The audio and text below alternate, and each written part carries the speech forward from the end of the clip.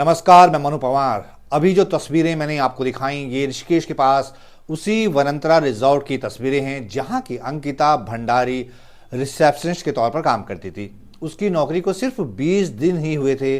उसके बाद वनंतरा रिजॉर्ट के मालिक और बीजेपी नेता के बेटे पुलकित आर्य ने उसे 18 सितंबर 2022 को चीला नहर में धक्का देकर मार डाला था।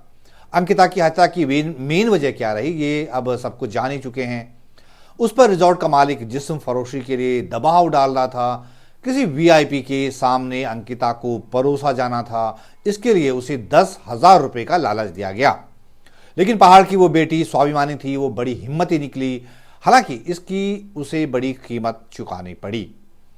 इस मामले में कोर्ट का पूरा जजमेंट पढ़ने के बाद मैं सोच रहा हूं कि कल्पना कीजिए कि अंकिता मर्डर केस का खुलासा न हुआ होता तो कैसे पता चलता कि उत्तराखंड में पर्यटन के नाम पर खुले इन रिजॉर्ट में कई जगह अय्याशियों के अड्डे चलाए जा रहे हैं। उन्हें बाकायदा राजनीतिक और प्रशासनिक संरक्षण हासिल है। कैसे पता चलता कि वहां बेटियों का कैसा शोषण हो रहा है। बड़ा सवाल तो यह है कि ऐसे रिजॉर्ट्स में लड़कियां कहां से सप्लाई की जा रही हैं। जाहिर है कोई ना कोई नेक्सस चला रहा होगा।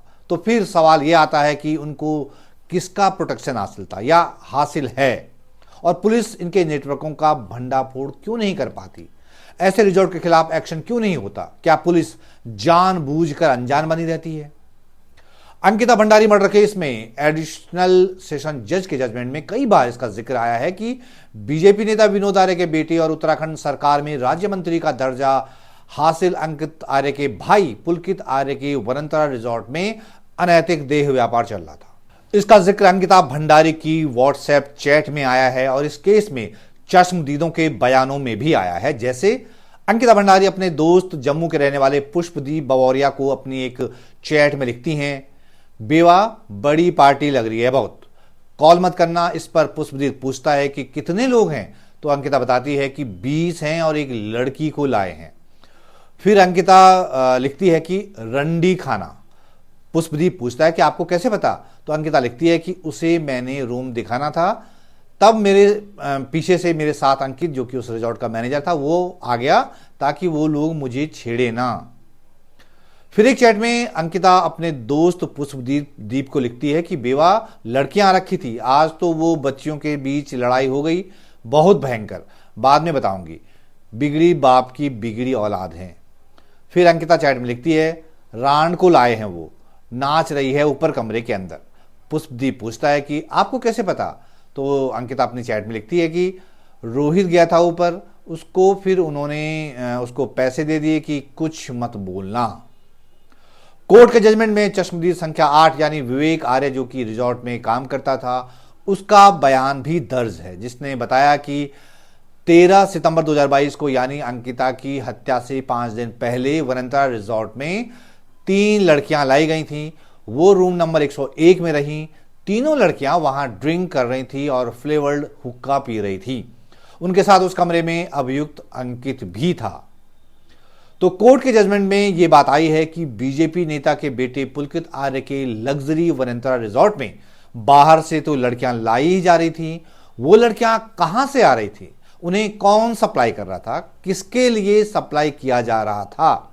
रिजॉर्ट के आड़ में उत्तराखंड में और कहां कहां ऐसे देह व्यापार का धंधा चल रहा है, ये अलग जांच का विषय है और कोर्ट के जजमेंट से इसके सुराग मिलते हैं, जिसे आगे बढ़ाया जाना चाहिए था, लेकिन ऐसा हुआ नहीं।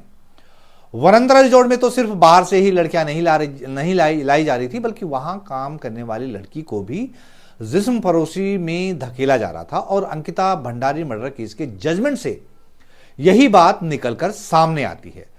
जजमेंट के मुताबिक शनिवार 17 सितंबर 2022 यानी अंकिता के मर्डर से ठीक एक दिन पहले अंकिता ने अपने दोस्त पुष्पदीप को चैट में बताया कि रिजॉर्ट में उस पर इस बात के लिए दबाव बनाया जा रहा है कि 19 सितंबर यानी सोमवार 2022 को वीआईपी मेहमान आ रहे हैं और उनके लिए अंकिता को एक्स्ट्रा सर्विस देनी है। इसके लिए वो 10,000 रुपए देंगे।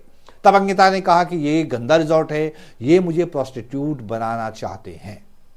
तो जिस अंकिता ने अपने गृहनगर पौड़ी में 12वीं पास करने के बाद बाहर निकलकर जॉब करने की सोची ताकि कुछ पैसे कमाकर मुफलिसी में जी रहे अपने परिवार की मदद कर सके। वो हाड़ तोड़ मेहनत करके गरीब माता पिता के दुखों में हाथ बटाना चाहती थी, अपने भाई को कुछ बनते हुए देखना चाहती थी, बीमार पिता का अच्छा इलाज करवाना चाहती थी। उसके सपनों के सामने जिम्मेदारियों का पहाड़ खड़ा था। इसीलिए पहाड़ की इस बिटिया ने अपने जवान सपनों को परिस्थितियों के आगे कुर्बान कर दिया और आगे की पढ़ाई जारी रखने के बजाय वो नौकरी खोजने लगी। ऋषिकेश के पास वरंता रिजॉर्ट में उसे 28 अगस्त 2022 को रिसेप्शनिस्ट की नौकरी मिली, लेकिन उसे क्या पता था कि वो अनजाने में आदमखोरों की गुफा में दाखिल हो गई है। उस रिजॉर्ट का मालिक पुलकित आ रही उस पहाड़ की बेटी को प्रोस्टिट्यूट बनाने पर तुल गया। मजबूरी में वहां फंसी अंकिता किस कदर भयभीत हो गई थी, इसका जिक्र उसने चैट में किया है, जिसमें वो लिखती है कि उस रिजॉर्ट में अनसेफ फील कर रही थी और वो अपने दोस्त से कह रही है कि उसे यहां से ले जाओ। अंकिता भंडारी को गरीबी और उसकी मजबूरी ही वरंता रिजॉर्ट ले गई। रिसेप्शनिस्ट की नौकरी शुरू करने के 2-3 दिन में ही उसे बहुत डरावना एक्सपीरियंस हुआ था। उसके साथ रिजॉर्ट में छेड़छाड़ की गई थी। इसका जिक्र कोर्ट के जजमेंट में भी है कि रिजॉर्ट में आए गेस्ट ने 1-2 सितंबर 2022 की रात को हुई पार्टी में छेड़छाड़ की अंकिता के साथ। कोर्ट के फैसले में भी इसका जिक्र आया है कि उस वरंता रिजॉर्ट में ऐसे कस्टमर का आना जाना लगा रहता था। जजमेंट में अंकिता के दोस्त पुष्पजीत बवेरिया के बयान का भी हवाला दिया गया है, जो कि 14 सितंबर 2022 से 16 सितंबर 2022 तक अपने दोस्त अक्षत के साथ वरंता रिजॉर्ट में ठहरा था। उसने जो भी देखा वो बयान किया है कि 16 तारीख को अपने घर जम्मू निकलने से पहले मैं और मेरा मित्र दोनों पूल में नहा रहे थे। तब मैंने वहां कुछ लोगों को देखा, उनके साथ कुछ बाउंसर थे, वो वीआईपी की तरह दिख रहे थे। 19 साल की अंकिता के लिए शॉकिंग यह भी था कि खुद रिजॉर्ट का मालिक पुलकित आर्य और उसके सहयोगी उससे छेड़छाड़ किया करते थे, जिसका जिक्र कोर्ट के फैसले में भी है। इसी से तंग आकर वो वरंता रिजॉर्ट से जाना चाहते थे। कोर्ट के जजमेंट में यह भी आया है कि न सिर्फ अंकिता भंडारी से जिस्म फरोशी करने को कहा गया, बल्कि रिजॉर्ट में आने वाली वीआईपी मेहमानों के लिए दूसरी लड़कियों का इंतजाम करने को भी कहा गया। जजमेंट में जिक्र है कि वरंता रिजॉर्ट के मैनेजर अंकित गुप्ता ने अंकिता भंडारी से कहा कि अगर तुम्हारी नजर में और भी लड़कियां हैं तो उनकी व्यवस्था करो, उनको लेकर आओ। इससे आप अंदाजा लगा सकते हैं कि उस रिजॉर्ट में पहले से लड़कियां सप्लाई किए जाने का काम चल रहा था और वहां किस तरह अनैतिक और गैर कानूनी गतिविधियां चल रही थी।